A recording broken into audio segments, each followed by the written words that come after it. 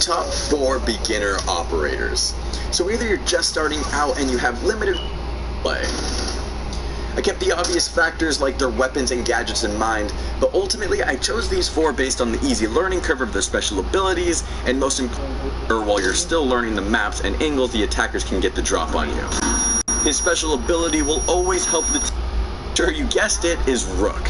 You have high armor, so you can take some extra damage, giving you a little more room for error while you're still learning the maps and angles the attackers can get the drop on you. His special ability will always help the team and give them a split-second advantage in a one-on-one gunfight, so he is always a useful operator regardless of what map or game mode you're on. The best part is you can put his armor pack down as soon as the round starts, giving your team the upper hand, and now you're done. You can do whatever you want at this point, and when you die, you aren't losing anything special for your team. To add to this, you have one of the best guns in the game.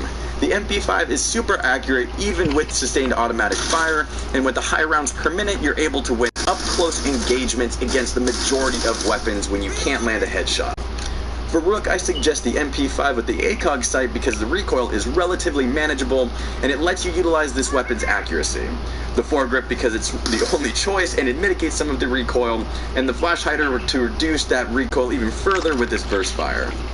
For now, you should go with the P9 semi-auto handgun instead of the revolver because it's easier to use, has a faster rate of fire, and easily manageable recoil.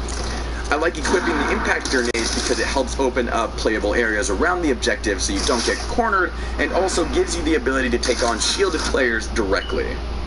I would choose this over the shield because most new players end up getting themselves cornered in a room with these things, and you have to remember that enemies can use the shield as well. So go with the impacts for now.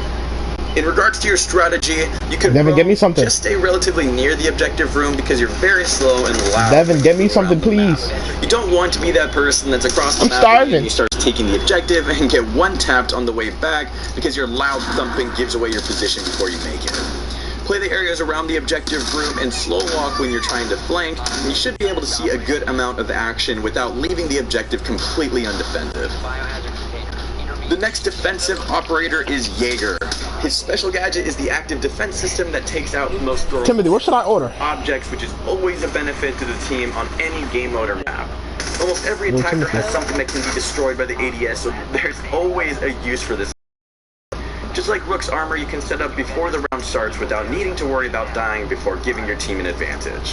The setup needs to be a little more precise though. You don't want to put each ADS near each other what should I order? I'm hungry, I don't know what to eat. The same object. You want to put it in an open space without objects nearby so it can reach its full range, but balance this out with how visible they will be when the enemy approaches the objective.